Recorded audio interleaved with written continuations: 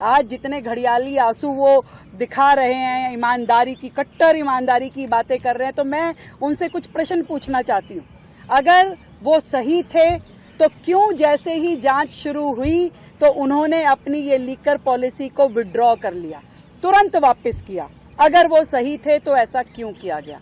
अगर वो ये कह सकते हैं कि एक के साथ एक दारू की बोतल देना दिल्ली के लिए सही था क्या वो ये कह सकते हैं कि जिस तरीके से उन्होंने इस पूरे सेक्टर को प्राइवेटाइज करने की दिशा में काम किया और जो आपका ट्रेडर था उसको आपने, उसका जो कमीशन था 5% से उसको 12% कर दिया, उसका मुनाफा बढ़ाया, उस मुनाफे में आपकी शेयरिंग ऐसा पूरी तरीके से दिखाई देती थी, क्या वो गलत है?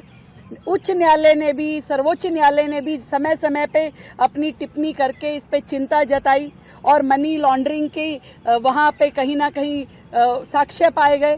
तो क्या वो आप क्या कहना चाहेंगे उस पे? आज आप बड़े हुंकार भर रहे हैं कि हम तो ईमानदार थे। अरे ये सारी की सारी चीजें, एक चीज नहीं है, 20 चीजों में आपने दिल्ली की जनता के साथ बेईमानी की। क्या आपने शीश महल में दिल्ली की जनता के साथ बेईमानी नहीं करी? क्या आपने स्कूल घोटाले में दिल्ली की जनता के साथ बेईमानी नहीं करी? आपने कौन सी जगह छोड़ी? क्या काम आपने छोड़ा? आप जिस ईमानदारी की बातें कर रहे हैं आज भी आप नौटंकी कर रहे हैं। आप वो व्यक्ति हैं जिसको 42 साइज की शर्ट आती है और 44 पहन के दिखाते हैं मैं कितना साधारण व्यक्ति हूँ। चप्पल पहन के आपको शीश महल से बाहर आपको रहने का मन नहीं करता। दिल्ली का शीश महल छोड़ के आप पंजाब के शीश महल में जाके रह रहे हैं। आप प्राइवेट जेट से नीचे बात नहीं करते। आप कह रहे मैं साधारण आदमी हूँ, मैं ईमानदार आदमी हूँ। आपने क्या 11 साल में दिल्ली की जनता का विकास किया? आपने करोड़ों रुपए का घोटाला दिल्ली में किया।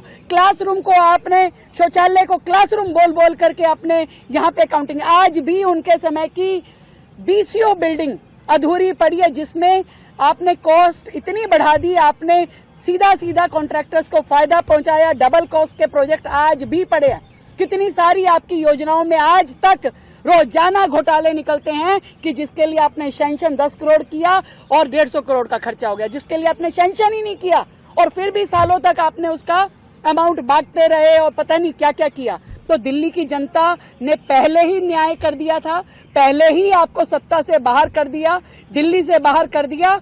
और मैं समझती हूँ कि न्यायालय का भी आदेश जब आएगा तो उसमें जरूर वहां पे भी न्याय होगा, दिल्ली की जनता को न्याय मिलेगा और दिल्ली की जनता का जो पैसा आपने गबन किया है उसके लिए भी न्याय मिलेगा।